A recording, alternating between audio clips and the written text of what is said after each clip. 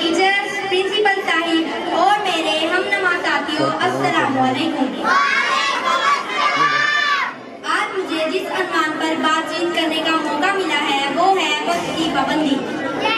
वक्त की पाबंदी कामयाबी की एक ऐसी कुंजी है जो इंसान को बुलंदी तक ले जाती है। गया वक्त फिर हाथ आता नहीं, गया वक्त फिर हाथ आता नहीं, सदा ऐसे गोरा दिखाता नहीं। मस्जिद सामाईन ग्रामी, हमारे काम वक्त के मोहताज हैं। अगर हर काम वक्त पर ना किया जाए तो नाकामी का मुंह देखना पड़ता है। मुसाफिर सुबह ही सुबह चल देते हैं कि मुसाफिर तय करना है और किसी खास वक्त पर मुकाम पर पहुंचना है।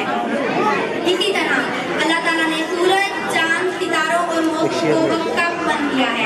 सूरज अपने मुकर्रर वक्त पर निकलता है और पूरी दुनिया को रोशन करता है। इसी तरह सामाईन ग्रामी, चांद के वक्त भी मुअय्यन है।